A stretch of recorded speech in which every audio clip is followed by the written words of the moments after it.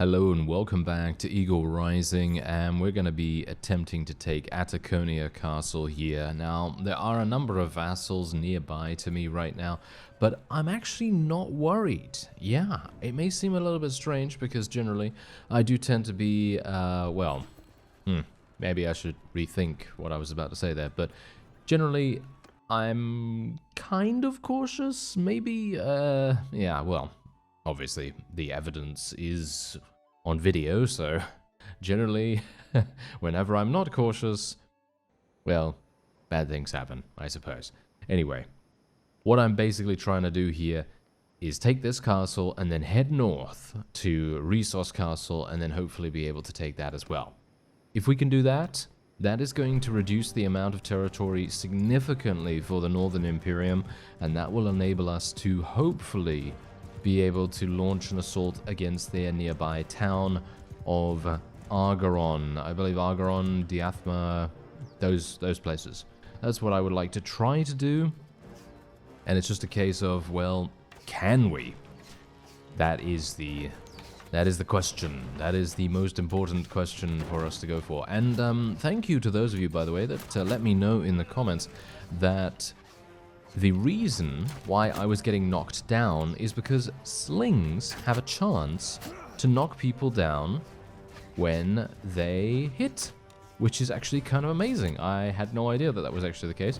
I mean, I've had very little experience using slings myself, and it's actually really nice to know that that actually can happen. So it's kind of intriguing to me.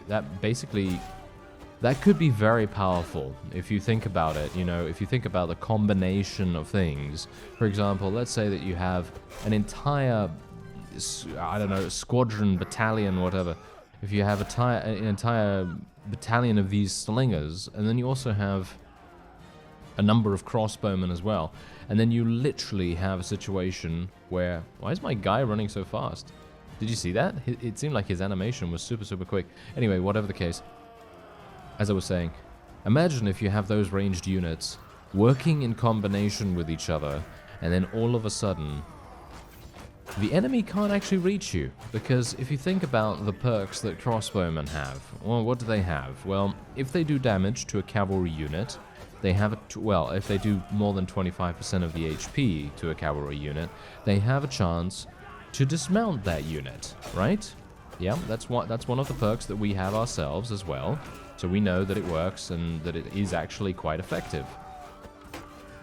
And then on the other hand, you have the slingers, right? So let's say that you have 50 of each unit, and you're literally trying to defend yourself against an army that is, you know, solely comprised of cavalry and infantry, just for the sake of argument here, or theory, or whatever.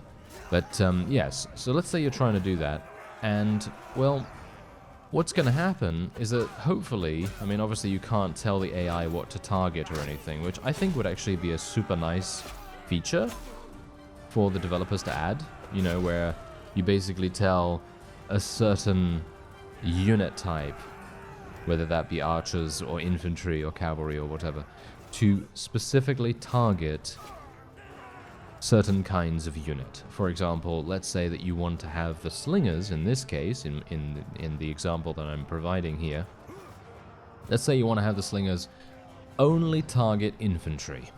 So what's going to happen is that the slingers will hopefully, if there are enough of them of course, they will hopefully keep most of the infantry at bay with the ability to knock down the infantry units, and I feel like that could be very effective because the amount of delay that you would get as a result of this action would basically just completely destroy the enemy's lines. And it would be the same thing for the crossbowmen as well, so you could tell the crossbowmen, oh yes, I'm going to tell them to target cavalry only, and they're going to target the cavalry and hopefully knock them off their mounts. And then from there, these slingers would be able to knock them down normally, because obviously if they're off their mounts, then they are technically now infantry, and so on and so forth. So generally that could be very effective. But that's actually neither here nor there at the moment, because obviously I'm basically just wanting to say thank you for letting me know that it was indeed the slingers that were knocking me down. And apparently there's also a thing that happens sometimes in sieges where enemy ranged units are able to hit through buildings. So that is a bit of a bug, obviously. That is a bit of a bug, and certainly is no doubt something the developers are working on, because let's face it, who wants to be hit through a building? Certainly no one that I know, at the very least. Anyway, there we go. That is indeed a victory for us at Ataconia Castle. And we will now be moving on to Resource Castle, potentially, and we'll see what happens after that. Alright, actually, yeah, I wanted to show you this just primarily because I find this absolutely hilarious, and I have no idea what is even going on here, but apparently there is an enemy unit in the wall. Yes, in the wall. As you can see, what is currently going on here is my forces, even in super fast mode, cannot even get to this guy. I'm going to try and phase through the wall so I can actually see where he might be. Where is he? Is that him?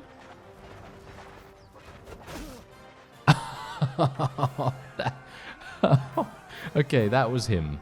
Okay, that literally was him. I'm inside the wall at the moment, as you can quite clearly tell, and the only reason why I was able to win that battle is literally by using super speed mode to glitch into it. Ah, well, that's actually super useful now. I mean, I wouldn't have expected that that would be used in such a way, because I was obviously not intending for that to be used in such a way, but apparently it's pretty useful sometimes. Anyway, there you go. We'll just take all the loot and then we'll move on. We're going to once again decline the wonderful, wonderful generosity of the diplomacy mod. And then we are very quickly... I really wanted to go over to a town and actually sell my prisoners, so it seems to me like I will have to go to Amatatis potentially. Ataconia Castle is basically completely defenseless at the moment, but I should, if I rush, I should be able to get back there without any... I was saying without any difficulties, but I'm not entirely sure whether that is actually going to be the case. So let's just sell a bunch of stuff right here. 41,000, very nice indeed. And now let me make my way back. Now, of course, over the course of this particular episode, I'm going to be losing quite a few units. And oh, hello there. Oh yes, this is an absolutely perfect situation to be in. But yes, we are going to be losing a bunch of units, and that's obviously going to require me to head back to friendly territory and see if I can recruit some units from there. Okay, so let's have a look and see what this guy's all about. He's got some really good units, by the way. Yep, he seems to have some really, really good units. You can see here that we are actually... Wait a minute.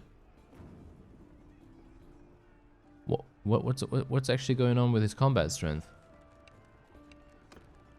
Okay, that was weird. It seems like that was a bit of a display issue there, because it showed it literally being just him. But obviously that's not the case, because he has a bunch of mercenary troops or minor faction troops with him. So, okay, this is going to be a lot easier than I anticipated. I thought to myself, oh yes, this is going to be very difficult, because it's most likely going to be a bunch of Northern Imperium vassals, and they're going to all have Imperium-based units. But no, they're just going to have the regular minor faction units from the Jawal, and while they are not bad by any means, they are certainly not the strongest, and they are definitely quite easy for us to eliminate. So it appears as though the enemy is attempting to perform a very interesting, complicated tactical maneuver in the case of going over this hill here, and this hill is actually making things very difficult for us because my cavalry is having some big problems getting up here to begin with, and then also having the added... Oh no, I'm dead. Oh yeah. Alright, he knocked me off my horse, and that is basically all she wrote, pretty much. Okay, yeah, so this is basically where my forces are right now. And you can see here, I'm basically going to tell them to charge in, because obviously when I die, the auto-delegate takes over, and let's just say the auto-delegate is awful. It really is very bad most of the time. In sieges, it's okay, primarily. But in field battles, it is really, really quite awful. So hopefully we won't have to rely on it too much, because we do have RTS camera, and of course that is going to make all the difference in the world. So let me see if I can just make sure that I stay alive this time.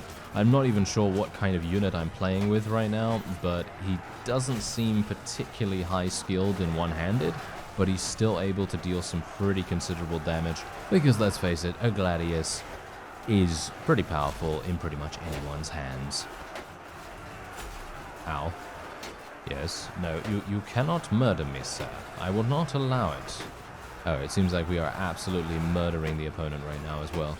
Yeah, so basically what happened in the first part of this battle is that the enemy decided to go up on the high ground, which obviously you would expect them to do, because of course that is the most sound strategic maneuver to make, because of course if they have the high ground, it's more likely that they're going to be able to gain an advantage of some kind, and then it's going to be, you know, easier for them, you know, because obviously our cavalry is going to have a bit of a difficult time getting up there, our infantry is going to have to hit upwards, and our archers are not going to have a decent view of their back line or anything like that. And yeah, that didn't really work for the most part, as you can quite clearly tell, mostly because I believe the difference in unit quality was just so high that it really just made no sense, really. It just made no sense. But that's the whole point. That's the reason why, I suppose,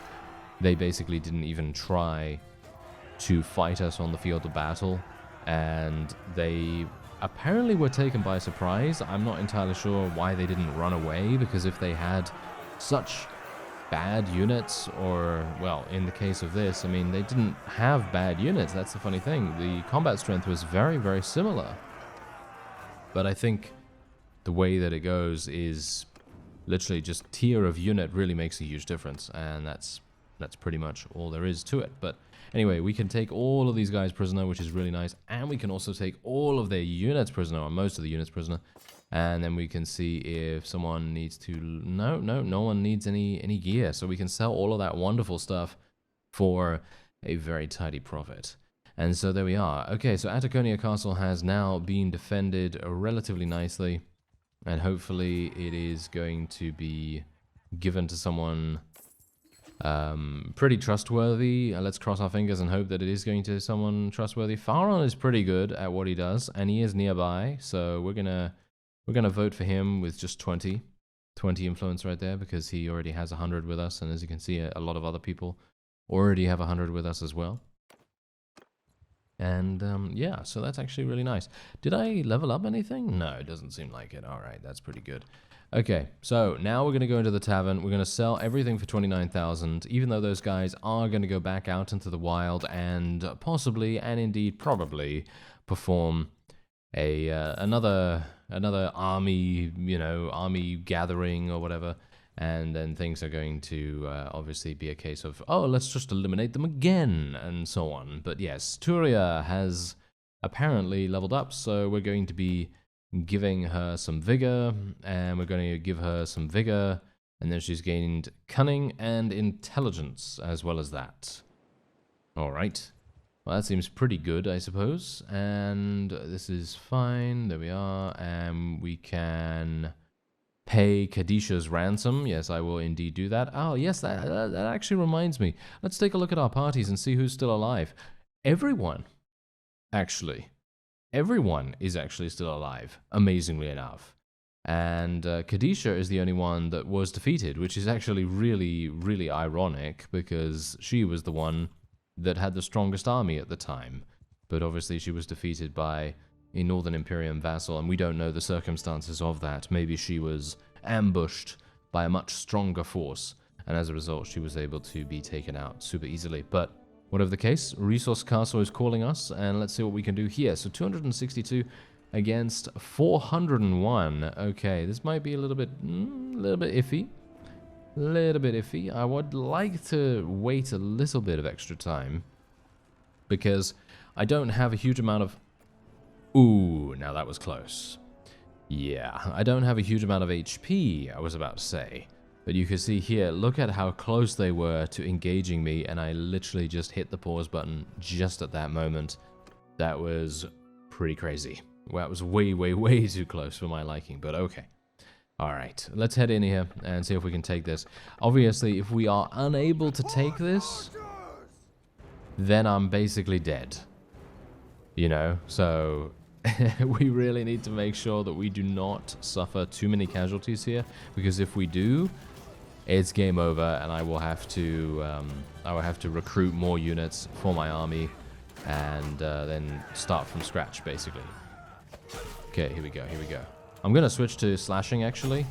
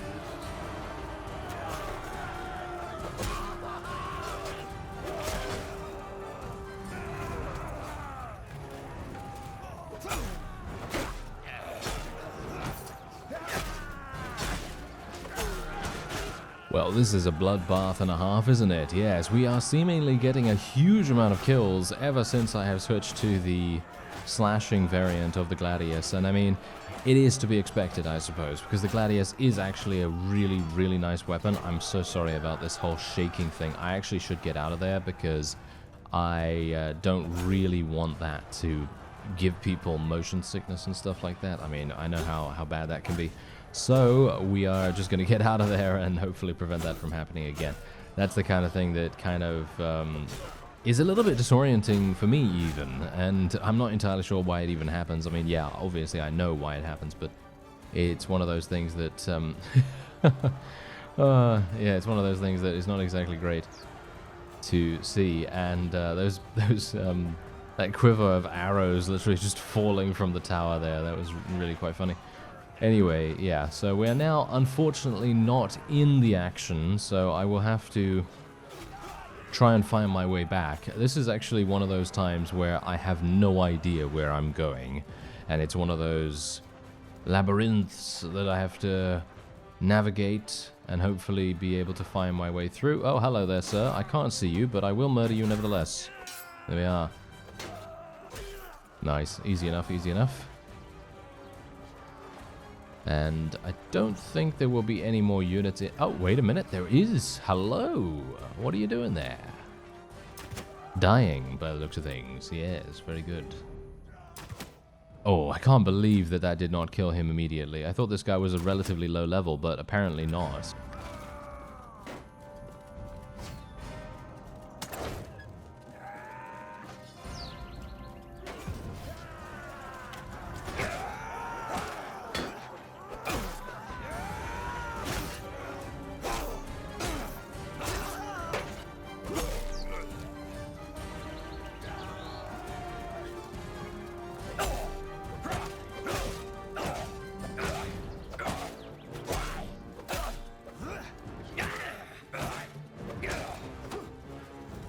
Yeah, and now this is the time when you think to yourself, I should probably use the piercing weapon.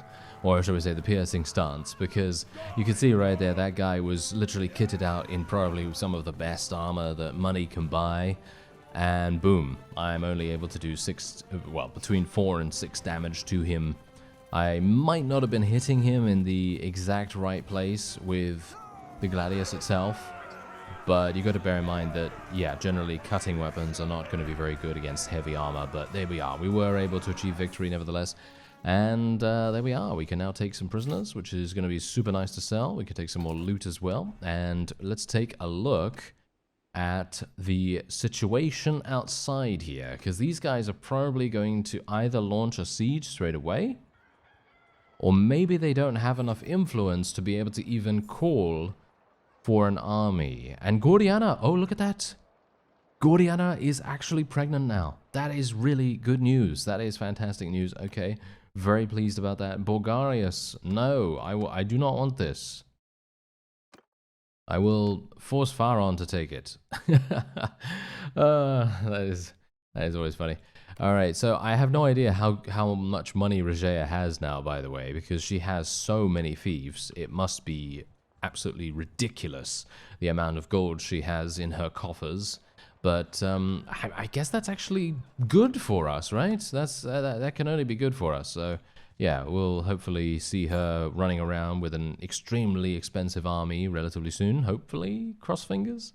Not entirely sure, to be honest. But anyway, let's move in here. This is going to be, well, I'd like to say this is going to be easy, but this is probably the hardest siege that we've done so far in this episode. And if we can take Diathma, this is going to be pretty much the turning point for the Northern Imperium, because this is basically going to be one of those times where if this town falls, and I'm not even talking about, this is not like the linchpin of the entire faction, of course, but if this town falls, it basically shows, yeah, they can't defend against us. And they don't have anyone that is capable of defending. And that's the reason why they're sending all these little vassals around with very miniature armies, and they're not really able to do anything to combat what we are attempting to do. And it's the same thing with the army that we have within the Southern Imperium as well. They don't seem to be able to defend against that either, because obviously they have 752 units in there. I mean, how are they going to defend against 752 units if they can barely defend against Bulgarius, Bertoldius? Yes. Did you see what I did there, by the way? Barely. You see? Because his name is Bertoldius? Well, whatever. Anyway, poor jokes aside, we are now going to be getting up here.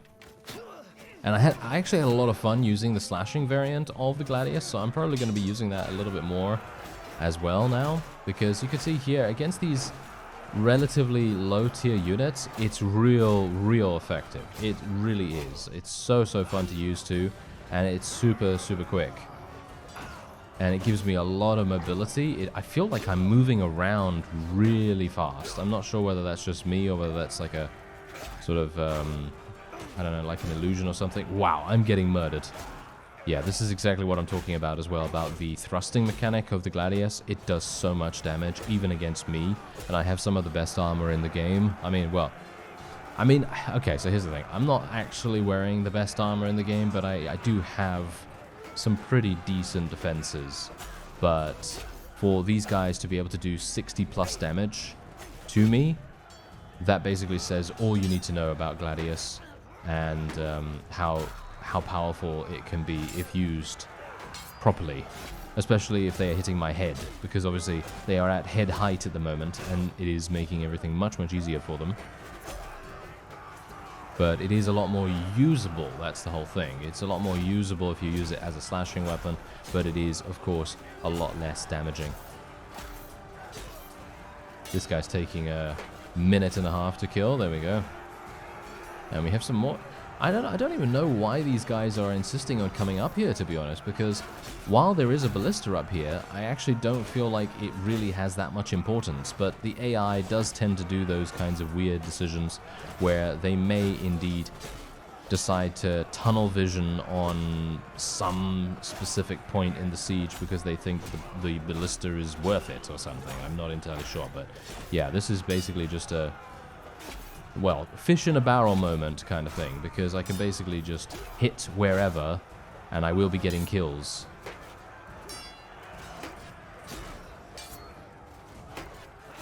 There we go. And look at this. There's more of them.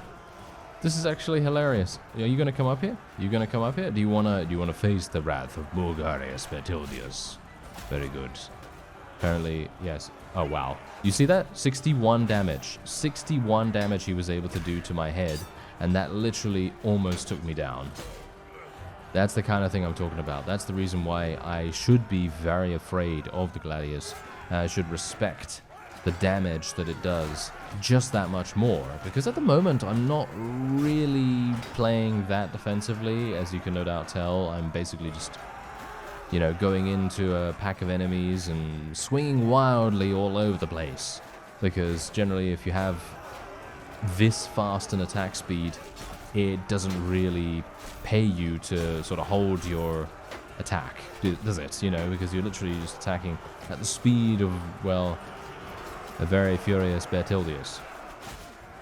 But yeah, generally playing defensively with a weapon this fast doesn't really make sense to me. So that's the reason why I'm being a little bit more aggressive with it. But like, for example, look at this. Look at this. I'm barely able to do any damage to these guys unless I hit them on the head with an overhead. So yeah, it very much makes a huge difference where you hit if you are using the slashing stance.